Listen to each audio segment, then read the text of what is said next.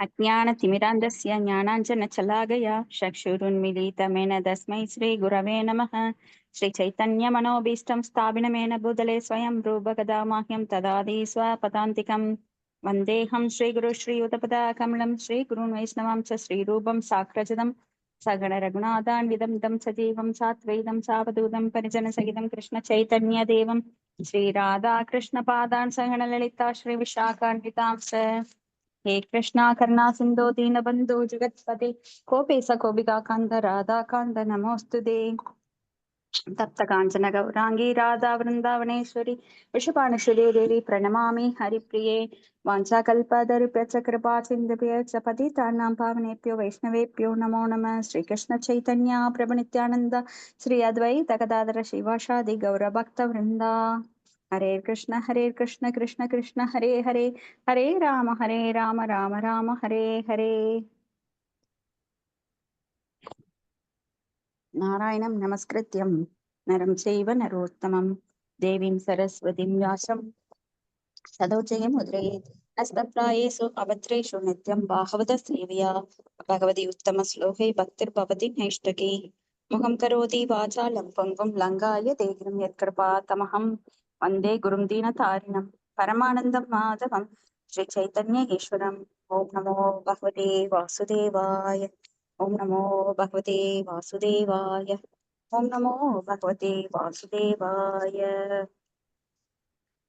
இன்னைக்கு மூன்றாவது காண்டம் இரண்டாவது புத்தகம் அத்தியாயம் 19 33வது ஸ்லோகம்.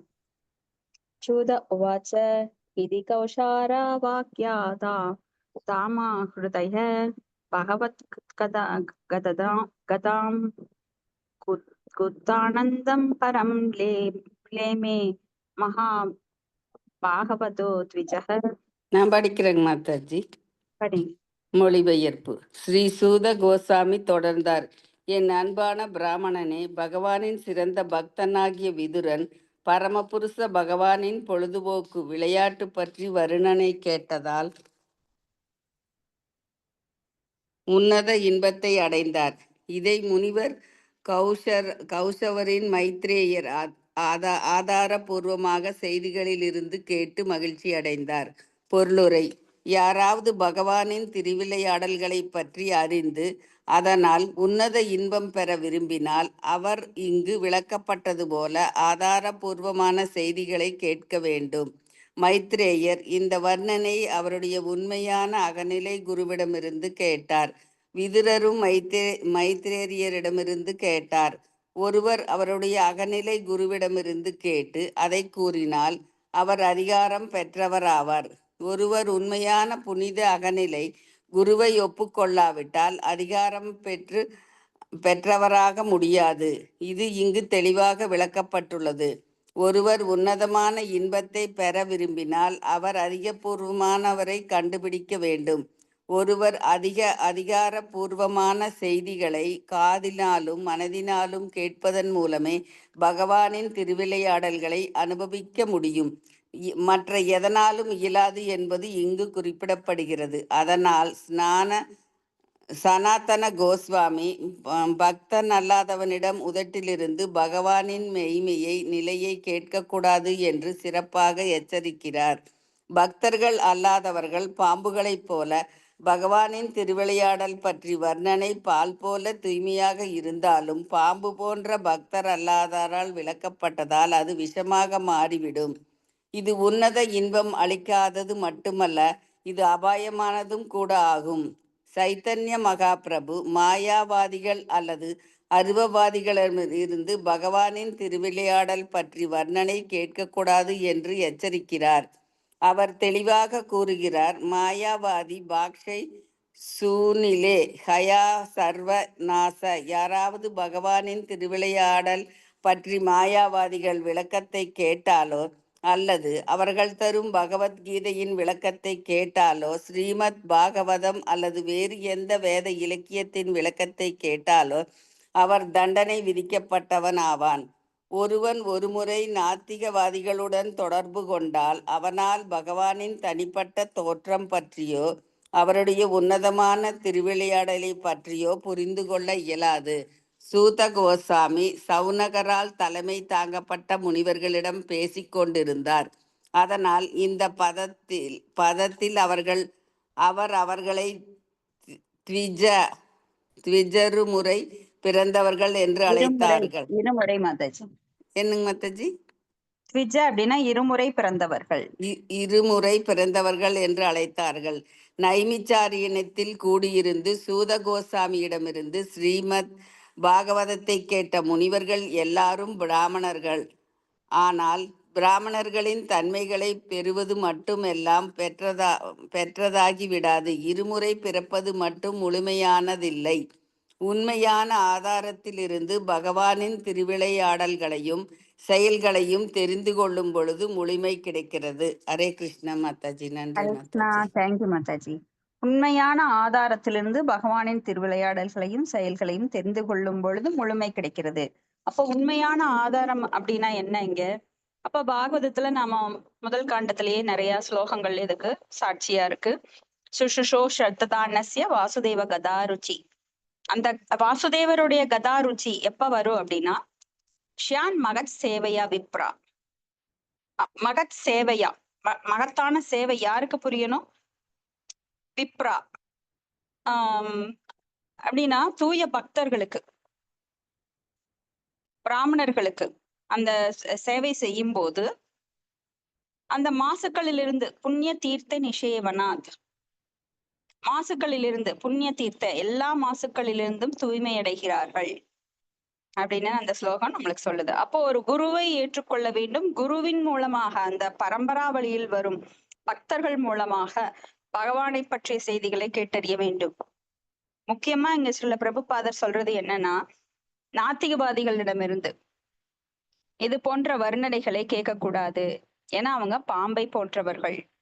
அவங்க உதட்டிலிருந்து வர்ற சொற்கள் நமக்கு விஷம் கலந்தது. ஒரு சிறு அந்த பகவத்கீதை பாகவதம் எல்லாம் அவங்க சொன்னாங்க அப்படின்னா வழி தவறாக நடத்தி செல்வார்கள். என்ன சொல்லுவாங்கன்னா, பகவத்கீதையில பாகவதத்துல வர்றது எல்லாத்தையும் சொல்லுவாங்க, கடைசியில எல்லாம் போய் பிரம்மத்துல கலந்துரும் அப்படிம்பாங்க. சோ போச்சா. அப்போ பகவானை பற்றி அவங்க புகழ மாட்டார்கள். ஏன்னா அவங்களுக்கு பொறாமை, பகவானிடம் பொறாமை. அந்த உணர்ச்சியை நம்ம கிட்டே கொண்டு வந்துருவாங்க. சோ நம்மளுக்கு அந்த பக்திங்கிறது வரவே வராது, வாழ்நாள் ஃபுல்லா வராது. அப்ப இங்க ஸ்ருண்வதாம், எப்பொழுதும் கேட்டுக்கொண்டே இருக்க வேண்டும். ஏன்னா முதல்ல எதுல தொடங்குது? பக்தி முதலிலும் எப்பொழுதும் கேட்டுக்கொண்டிருப்பதினால் பக்தி வளர்ந்து கொண்டே இருக்கிறது. காதை மட்டும் கொடுத்தா போதும், நீங்க ரொம்ப கஷ்டப்பட வேண்டாம் இந்த கலியுகத்துல. சோ கேட்பது என்பது ரொம்ப முக்கியமானது. ஏன்னா காது மிகவும் முக்கியமான உறுப்பு. எல்லா உறுப்புகளும் முதல்ல கடைசியில இறக்கும் போது செயல்படாவிட்டாலும் காது மட்டும் ஷார்ப்பா இருக்கும். என்ன பேசுறாங்க அப்படிங்கிறத நம்ம கேட்டுட்டே இருப்போம். தூங்குறப்ப பாத்தீங்கன்னா நம்மளுக்கு காதுதான் விழிப்புடன் இருக்கும். கண்ணெல்லாம் தூங்கிரும், மனசெல்லாம் தூங்கிரும், நம்ம ஒண்ணுமே நினைவு இருக்காது தூங்குறப்போ. ஆனா காது மட்டும் பாருங்க, அது எப்பவுமே ஒரு சின்ன கதவுல சத்தம் கேட்டா கூட யாரோ திருடன் வந்துட்டானான்னு ஓடி போய் பார்ப்பாங்க. சோ காது எப்பவுமே விழிப்புடன் இருக்கும். அந்த காதுகளை யாருக்காக கொடுக்கணும்? பகவானுக்காக. ஸ்ருண்வதாம் ஸ்வகதா கிருஷ்ண புண்ணிய ஸ்ரவண கீர்த்தன ஹிருதயந்தஸ்தோஹி அபத்ராணி விதுனோதி சுக்ருத் சதாம். ஸ்ருண்வதாம் எதை பத்தி கேட்கணும்? நிறைய விஷயங்களை கேட்டுட்டே இருக்கும். இந்த காது மட்டும் நீங்க சும்மா வச்சிருந்தீங்கன்னா 24 மணி நேரம் அதுல ஏதாவது ஓசை விழுந்துட்டே இருக்கும். ஆனா அந்த ஓசைகளால பிரயோஜனம் கிடையாது. பகவானை பற்றிய செய்திகள், அந்த ஆன்மீக செய்திகளை கேட்டுக்கொண்டே இருக்க வேண்டும். பகவானுடைய நாமம், ரூபம், குணம், லீலை, சகாக்கள் இவற்றை பற்றி அதை கேட்டுக்கொள்வதில் ஆர்வத்தை வளர்த்து கொண்டால் அந்த கிருஷ்ணர் பரமபுருஷனை பற்றி அது புண்ணிய ஸ்ரவண கீர்த்தனை, அது புண்ணியமானது. எல்லாருக்குமே ஆசை இருக்கு, என்ன நல்லா இருக்கணும்னு. எல்லாரும் எதுக்காக கஷ்டப்பட்டோம்? நான் நல்லா இருக்கணும். அதுக்காகத்தான் வாழ்நாள் ஃபுல்லா கஷ்டப்பட்டுட்டே இருக்கணும். அந்த நல்லா இருக்கிறது எங்க? பகவானை பற்றி கேட்கறதுனாலதான் நல்லா இருக்க முடியும். நல்லது வேணுங்கிறவங்க கண்டிப்பா இதை ஃபாலோ பண்ணியே ஆகணும், வேற வழியே கிடையாது. நல்லது அப்படிங்கிறது இதுதான். இத எல்லா வேதங்களும் அடிச்சு சொல்லுது. நல்லது வேணுமா? அப்ப பகவானை பத்தி கேள், பகவானை பற்றி புகழ் பாடு, பகவானை பற்றி கேள்விப்படு. அதான் பிரம்ம ஜிக்ஞாசா. அந்த கேள்வியை வளர்த்துக்கொள். அவர் யார்? அவருக்கு எனக்கு என்ன சொந்தம்? நான் எங்க போகணும், அவரோட இருப்பிடம் எங்க, அதை நோக்கி நாம அறிவை வளர்த்து கொள்ள வேண்டும். அப்பதான் போக முடியும். இப்ப ஒரு ஊருக்கு போகணும்னா நம்ம எல்லாம் மேப் போடுறோம் கூகுள்ல. மேப் போட்டு அந்த வழியா தான் போறோம். அப்போ ஆன்மீக லோகத்துக்கு போகணும்னா நம்ம எல்லாம் நிறைய அதை பற்றி படிக்கணும். எத்தனை லோகங்கள் இருக்கு, அது எந்த வழியா நம்ம போக போகுது, நம்ம ஆத்மா நம்ம கூட யார் வருவா, அந்த வழியை காட்டுறக்கு. யமதூதர்கள் வந்தாங்கன்னா யமலோகத்துக்கு தான் கூட்டிட்டு போவாங்க. விஷ்ணு தூதர்கள் வந்தா விஷ்ணு லோகத்துக்கு கூட்டிட்டு போவாங்க. அப்ப அவங்க வரணும்னா நான் என்ன பண்ணணும்? சும்மா நான் போக முடியுமா? எனக்கு ஒண்ணுமே தெரியாது. ஏன்னா சிற்றறிவு. என்னுடைய அறிவு மங்கி போச்சு. பல கோடி ஜென்மம் எடுத்து நான் முக்குணங்கள்ல இருந்து மங்கி போச்சு. என்னுடைய மந்த புத்தினால இல்ல சிறு புத்தினால கண்டிப்பா ஆன்மீக லோகத்தை கண்டுபிடிக்க முடியாது. அப்போ நான் வந்து யார வழிபடணும்? பகவானை பத்தி கேட்கணும். சுண்வதாம் ஸ்வகதாம் கிருஷ்ண புண்ணிய ஸ்ரவண கீர்த்தன. அப்போ ஒருவர் இதயத்துக்குள்ள அந்த அழுக்கை அகற்ற வேண்டும் அப்படின்னா எப்பவும் பகவானை பற்றி கேட்கும் போது பகவான் நம்மளை சுத்தப்படுத்துறார். அப்ப அதுல ஆர்வத்தை வளர்த்துக் கொள்ளும் பக்தன் இதயத்திலிருந்து பௌதிக ஆசைகளை அகற்றி விடுகிறார். இதுதான் சீக்ரெட். அப்ப அந்த கேட்பது என்பது எப்போதுமே வலியுறுத்தப்படுகின்றது. எவ்வளவு தூரம் நாம இதுக்காக டைம் ஒதுக்குறோமோ அத்தனை தூரம் நம்ம இதயம் சுத்தம் அடைஞ்சிட்டே இருக்கும். ஏன்னா இதயம் சுத்தமடையாத இடத்துல பகவான் குடியிருப்பது இல்லை. அதனால தயவு செஞ்சு ஆன்மீகத்துல பகவானை பற்றிய விஷயங்கள்ல, பகவத்கீதை, பாகவதம் போன்ற விஷயங்கள்ல நம்மை ஈடுபடுத்தி கொண்டே இருக்க வேண்டும் தொடர்ந்து அப்படிங்கிற சில பிரபுபாதர் அடிக்கடி நம்மளுக்கு சொல்லி வலியுறுத்துறார். அடுத்தது பதம் 34. அந்யேஷாம் புண்ணிய ஸ்லோகானாம் உத்தாமய சாசாம்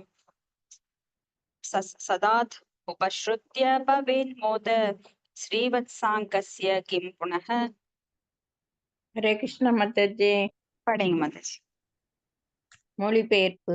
ஸ்ரீ வத்சம் என்ற மச்சம் கொண்ட மார்புடைய பகவானின் விளையாடலை கேட்பதை பற்றி என்ன பேசுவது என்றும், இரவாத புகழுடைய பக்தர்களின் செயல்கள் பற்றி கேட்டாலும் கூட மக்கள் உன்னத இன்பம் பெறுவார்கள். பொருளுரை. பாகவதம் என்பதன் வெளிப்படையான பொருள் பகவான் மற்றும் அவரது பக்தர்களின் திருவிளையாடல்கள் என்பதாகும். சான்றாக பகவான் கிருஷ்ணரின் திருவிளையாடல்கள் பக்தர்களாகிய பிரகலாதர், துருவர், மகாராஜா, அம்பரீசர் மற்றிய வர்ணனைகள் உள்ளன. இருவருடைய திருவிளையாடல்களும் பரமபுருஷ பகவானுடன் தொடர்புடையதாகும். ஏனென்றால் பக்தர்களின் திருவிளையாடல்கள் பகவானுடன் தொடர்புடையவை ஆகும். சான்றாக மகாபாரதத்தில் பாண்டவர்களின் வரலாறும் செயல்களும் புனிதமானவை. ஏனென்றால் பாண்டவர்கள் பரமபுருஷ பகவானுடன் நேரடி உறவு கொண்டவர்கள். ஹரே கிருஷ்ண மாதாஜி. தேங்க்யூ மாதாஜி. தேங்க்யூ மாதாஜி. அப்போ பாகவதம் அப்படின்னா பாகவதம் பகவானை பற்றி மட்டும் பேசுவதில்லை. ஏன்னா பக்தர்களை பற்றியும் பேசுகின்றது. பக்தர்கள் அப்படின்னா அசுரர்களை பத்தி தான் பேசுறோம். அப்ப பகவானுடைய தொடர்பு கொண்ட எல்லாமே அவை வந்து திவ்யமானவை. அசுரர்கள் கூட. ஏன்னா அசுரர்கள் எல்லாம் அந்த லீலையில் பங்கு பெறும் வாய்ப்பை பெற்றவர்கள். உண்மையில அசுரர் வேஷம் போட்டவங்க.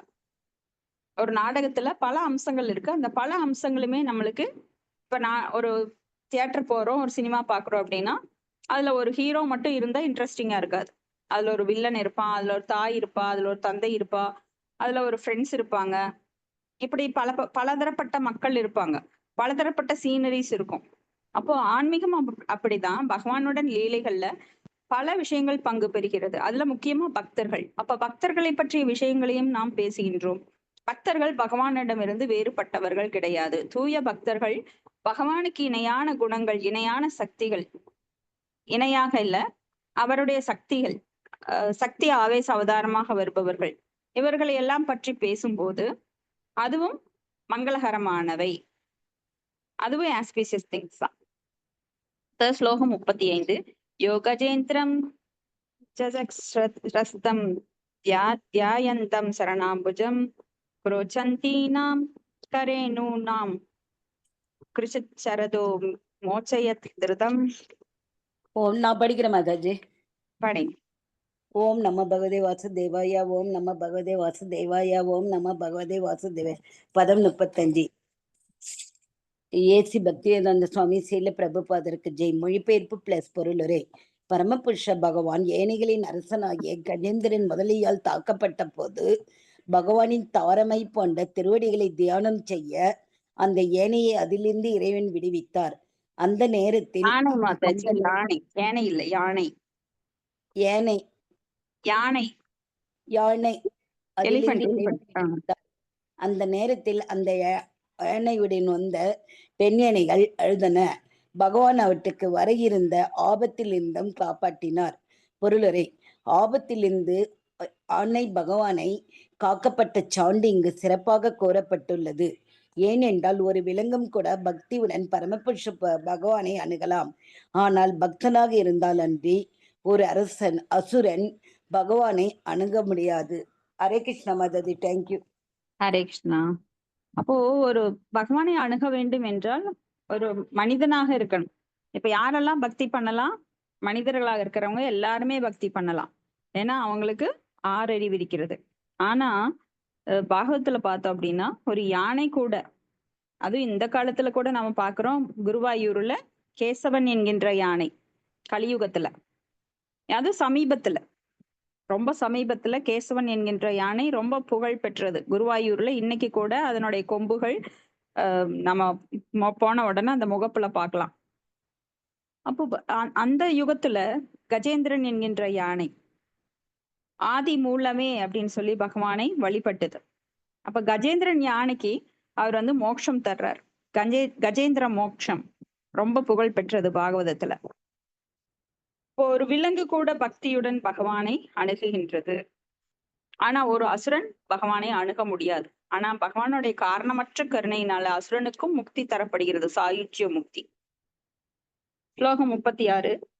தம் சூபாராத்யம் பிரணந்த்ய கரணைர் நிருபிக கிருதஜ்ஞ கோண சேவேத தூரராத்ய மஷாதுபிஹி. ஹரே கிருஷ்ணா. கிருஷ்ணா. படிங்க. மொழிபெயர்ப்பு. சிறந்த குருவாகிய பரமபுருஷ பகவானுக்கு தன் தொண்டினை செய்யாத நன்றியுள்ள ஆத்மா இவ்வுலகில் இருக்கிறதா? பாதுகாப்பிற்காக தனிப்பட்ட முறையில் பகவானை சரணடையும் குறையில்லாத பக்தர்களால் பகவானை எளிதாக மகிழச் செய்ய இயலும். ஆயினும் நேர்மையற்ற மனிதனால் இறைவனின் சினத்தை தணிவித்தல் மிகவும் கடினமாகும். பொருளுரை: வாழும் எல்லா அகப்பொருள்களும் சிறப்பாக மனித இனத்தவர்களும் பகவானின் அருளால் கிடைத்த ஆசிகளுக்கு நன்றியை செலுத்தியே ஆக வேண்டும். அதனால் யாராயினும் நன்றியுடன் கூடிய எளிய மனதுடன் கிருஷ்ணரை பற்றிய உணர்வு நிலையுடன் அப்பகவானுக்கு பக்தி தொண்டி புரிதல் வேண்டும். திருடர்களாலும் போக்கிரிகளாலும் பகவான் வழங்கும் ஆசிகளை புரிந்து கொள்ளவோ அல்லது ஏற்றுக்கொள்ளவோ இயலாது. அவர்களால் பகவானுக்கு பக்தி தொண்டு ஆற்றுதலும் இயலாது. நன்றியுணர்வு அற்றவர்களால் பகவானின் ஏற்பாட்டினால் எத்தனை அருளை பெறுகிறோம் என்பதை புரிந்து கொள்ள முடியாது. அவர்கள் சூரிய ஒளி, சந்திர ஒளி மற்றும் எந்த செலவில்லாமல் நீரையும் பெறுகிறார்கள். ஆனாலும் நன்றியை உணர்வதில்லை. ஆனால் பகவானால் தரப்பட்ட இந்த பரிசுகளை அனுபவிக்கிறார்கள். அதனால் அவர்களை திருடர்கள் என்றும் போக்கிரிகள் என்றும் அழைக்கலாம். ஹரே கிருஷ்ண மாதாஜி. ஹரே கிருஷ்ண மாதாஜி. இது வந்து எவ்வளவு முக்கியமான ஒரு பொருள். ஏன்னா சில பிரபுபாதர் ரொம்ப அழகா விளக்கம் கொடுக்கிறார். திருடர்கள் போக்கிரிகள் அப்படின்னா பக்தி அற்றவர்கள், பகவானுக்கு நன்றி உணர்வை வெளிப்படுத்தாதவர்கள். இப்ப நாமெல்லாம் வந்து ஒரு குடும்பத்துல இருக்கிறோம். இப்ப நன்றி உணர்வே இல்லாம ஒரு கணவனோ ஒரு மனைவியோ ஒரு மகனோ இருக்கும்போது அது எவ்வளவு பாதிக்குது நம்மள. அப்ப நம்ம பல கோடி ஜென்மங்களா பகவானை மறந்து உண்ணுவது, உறங்குவது, உடல் உறவு கொள்ளுவது இதுலயே ஈடுபட்டு இருக்கோம். அப்போ நாம இப்பதான் பக்திங்கிற நிலைக்கு ஒரு ஸ்டார்டிங் ஸ்டேஜுக்கு இந்த ஜென்மத்துல வந்திருக்கோம். அது சூதுர்லபம். அது வந்து மிக அரிதுன்னு பகவான் சொல்றாரு. இந்த பக்தி கிடைக்கிறது. பகவான் வந்து முக்தி கூட கொடுப்பார், செல்வத்தை கூட கொடுப்பார், பௌதிக செல்வத்தை கூட கொடுப்பார். ஆனா பக்தியை சீக்கிரம் கொடுக்க மாட்டார். ஏன்னா பக்தி வந்து ரொம்ப அரிது, சூதுர்லபம். எதனால? பகவான் வந்து பக்தர்களுக்கு அடிமையாயிடுறார். அப்போ நிறைய பேரை பாத்தீங்கன்னா பக்தி எடுத்துக்கிறது இல்லை. அவர்கள் எல்லாம் நன்றி கெட்டவர்கள். எப்படின்னா, பகவான் எல்லாருக்குமே சூரிய ஒளி, சந்திர ஒளி, குளுமையை தர்றார். சூரிய வெப்பம் இல்லைன்னா இந்த உலகம் இயங்காது. சூரிய வெப்பத்தின் மூலமா தான் பல செயல்கள் இங்க நடைபெறுது. நம்மளுக்கு வேணுங்கிற ஃபுட்டு கிடைக்குது. சூரிய ஒளியின் மூலமா நம்மளுக்கு ஒரு உற்சாகம். நைட்டு பாத்தீங்கன்னா ஒரு சோம்பல், ஒரு பயம் அப்படிங்கிற உணர்ச்சி வரும். காலையில எந்திரிச்சா மறுபடியும் கொஞ்சம் அந்த உற்சாகம் வரும். சோ இப்படி சூரியன் ஒளியை தாங்கறதுக்காக நைட் எல்லாம் சந்திரனோட ஒளி குளிர்ச்சி ஒட்டுக்கா சூரிய ஒளியை கொடுத்தா என்னாகும், நாம வாடிடுவோம். அதனால இரவு வந்து சந்திரன் நம்மளுக்கு அந்த குளுமையை தருது. அந்த சந்திர ஒளி மூலமா சுவை கிடைக்குது, காய்கறிகளுக்கு சுவை கிடைக்குது. சூரிய ஒளி மூலமா விட்டமின்ஸ் கிடைக்குது எல்லாருக்குமே.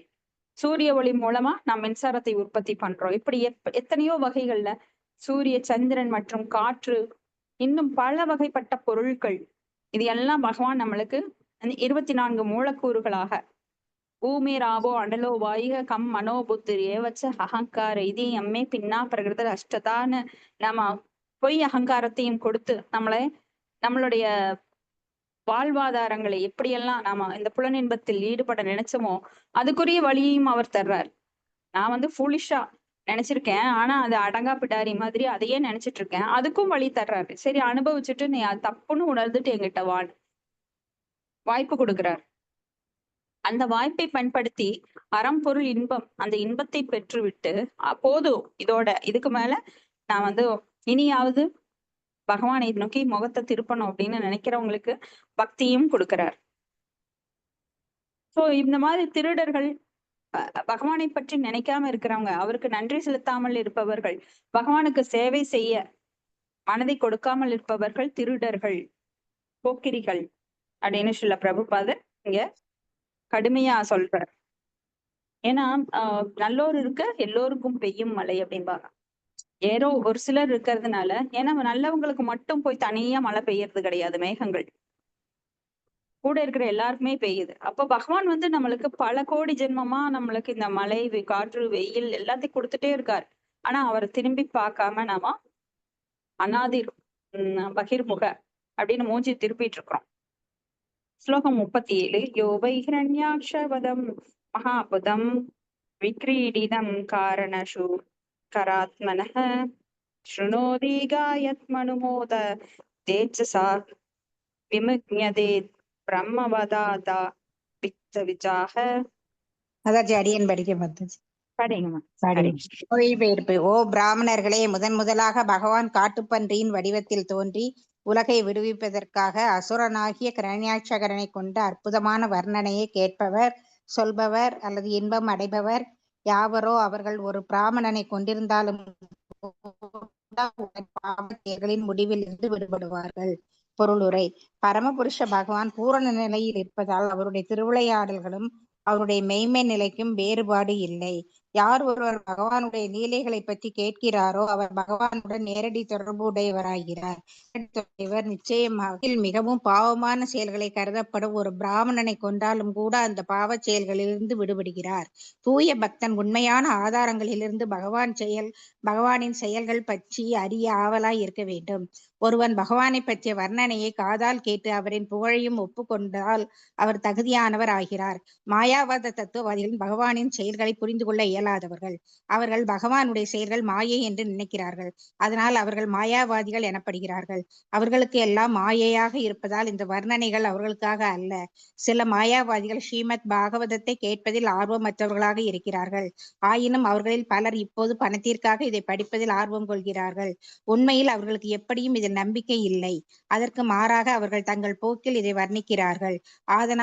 அதனால் மாயாவாதிகளிடமிருந்து இவற்றை நாம் கேட்கக்கூடாது.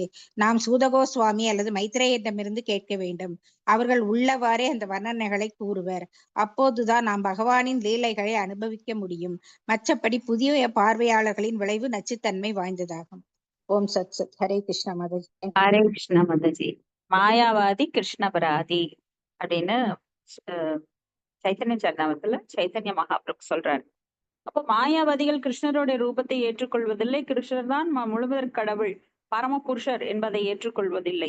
அப்படி இருக்கிறப்போ அவங்க வெறும் பாகவதத்தை சிலர் வந்து படிக்கிறாங்க. எதுக்காக? பாகவதம் படித்தால் நன்மை ஏற்படும், பணம் கிடைக்கும். சோ இது வந்து பௌதிகமான விருப்பங்கள், கர்ம காண்டம். அப்ப பௌதிகமா பாகவதத்தை படிச்சு நாம பணம் காசு வரணும். இப்ப நிறைய பேர் கேரளால எல்லாம் பாத்தீங்கன்னா சப்தாகம் அப்படின்னுட்டு ஒரு வாரம் 1 லட்சம் கூட கொடுக்குறாங்க பாகவதம் படிக்கிறதுக்கு. ஏன்னா அவங்க குடும்ப சூழ்நிலை மாறணும், அவங்க வீட்டுல இருக்கிற துன்பங்கள் மாறணும் அப்படின்னு. பாகவதம் படிப்பது நல்லது அப்படின்னு சொல்லிட்டு அதுக்காக ஒரு 1 லட்சம் கொடுத்து 1 வாரம் படிப்பாங்க. அந்த 1 வாரம் படிக்கிறப்ப பலர் இன்வைட் பண்ணுவாங்க ஒரு 10-15 பேரை. அவங்க எல்லாம் உட்காந்து பாகவதம் கேட்பாங்க. அந்த பாகவதர் என்ன பண்ணுவாருன்னா, பாகவதர் என்கின்ற அந்த பணத்திற்காக சொல்லுபவர் என்ன பண்ணுவாருன்னா, பாகவத 18 புஸ்தகத்தையும் ஒரே நாள்ல அந்த ஒரு வாரத்துல படிச்சிட முடியாது. அப்ப அவர் என்ன பண்ணுவார், அங்கங்க எடுத்து சில செய்திகளை வந்து கோர்த்து சொல்லிடுவார். அப்ப இதுக்காக அதாவது ஏதாவது பலன் தரணும் அப்படிங்கறதுக்காக படிப்பது வேறு. பகவானை பற்றி நாம் ஆர்வத்துடன் கேட்க வேண்டும். சுண்வதாம் சொகதாம் கிருஷ்ண அப்படின்னு சொல்லி எப்பவும் பகவானை பற்றி கேட்பதில் ஆர்வம் வளர்த்து கொண்டவர்களுக்கு தானாகவே எல்லாம் வருது. பௌதீகமான விருப்பங்கள் கைகூடுகின்றது. ஆன்மீகமாகவும் அவர்கள் உயர்ந்து கொண்டே போகிறார்கள். இப்ப நம்ம தினம் பாகவதம் படிக்கிறோம், தினம் பாகவதம் கேட்கிறோம். நம்மளுக்கு பலன் இருக்கா அப்படின்னா கண்டிப்பா இருக்கு, எல்லாத்துலயுமே இருக்கு. ஆனா பௌதிகமா படிக்கிறவங்களுக்கு பௌதிகமா மட்டும்தான் பலன் கிடைக்குமோ தவிர ஆன்மீகமா அவங்களுக்கு எந்த ஒரு முன்னேற்றமும் இருக்காது. ஏன்னா பகவானை பற்றி அவங்க அறியறதுக்கு ஆர்வம் இல்லை. அதே சமயம் பகவானை பற்றி பேசுவதால் நம்மளுக்கு பணம் கிடைக்கும், நம்மளோட துன்பங்கள் போகும், நம்மளுக்கு குழந்தை பிறக்கும், இல்ல நம்மளுக்கு பேரம் பேத்தி கிடைக்கும், இல்ல பதவி உயர்வு கிடைக்கும். இப்படி என்னென்ன ஆசைகள்ல மக்கள் பாகவதத்தை படிக்கிறாங்களோ பகவான் அதையும் கொடுப்பார். அதை விரும்பாத, பகவானை பற்றி அறிய விரும்பாதவர்களுக்கு அந்த புத்திய வந்து அவர் மத்தக ஸ்மிருதர் ஞானம் அபோகனம் அந்த ஞானத்தை கொடுக்கறது கிடையாது. ஏன்னா பகவானை பற்றிய செய்திகள் மிகவும் ரகசியமானவை. அப்ப பலன் கருதி நான் இந்த 1 லட்சம் கொடுக்குறேன், உன்னை பற்றி செய்திகள் எனக்கு மண்டைக்குள்ள ஏத்து அப்படின்லாம் யாரும் ஆர்டர் போட முடியாது. பகவானை பற்றி செய்திகள் பக்தர்களிடமிருந்து கேட்டு எந்த ஒரு எதிர்பார்ப்பும் இல்லாத அந்யா அபிலாஷித சூன்யம், எந்த எதிர்பார்ப்பும் இல்லாது பகவானிடம் அன்பு வளர்த்து கொண்டவர்களால் மட்டுமே உணர முடியும். மற்றவர்களால் பகவானை பற்றி அறிய முடியாது. ஏன்னா இது மிக மிக ரகசியம். குஹ்யம் குஹ்யத்தமம் குஹ்யத்தரம். ரகசியம், மிக ரகசியம், மிக மிக ரகசியம். எல்லார் கையிலயும் புக் இருக்கலாம். அப்ப எல்லாரும் நான் படிச்சு நான் பகவான்கிட்ட நெருங்கிட்டேன்னு சொல்ல முடியாது. பாகவதம் படிக்கிறதுனால நான் பகவான்கிட்ட நெருங்கிட்டேன்னு சொல்ல. பாகவதம் படிக்கலாம், அதுல பல ஸ்டேஜஸ் இருக்கு. புரிஞ்சு படிக்கிறது, பக்தர்கள் வாயின் மூலமாக கேட்பது, இப்படி பல ஸ்டேஜஸ் இருக்கு. நம்ம ஒரு சொல்லை ஒரே மாதிரி எடுத்துக்க முடியாது. அது வந்து டிபெண்ட்ஸ். பல நிலைகளில் அதை புரிந்து கொள்ள வேண்டும், இன்டெப்த், ஆழமாக. ஹரே கிருஷ்ணா. இதோட முடிச்சுக்கலாம். உங்களுக்கு ஏதாவது கருத்துக்கள், சந்தேகங்கள் இருந்தா பார்க்கலாம்.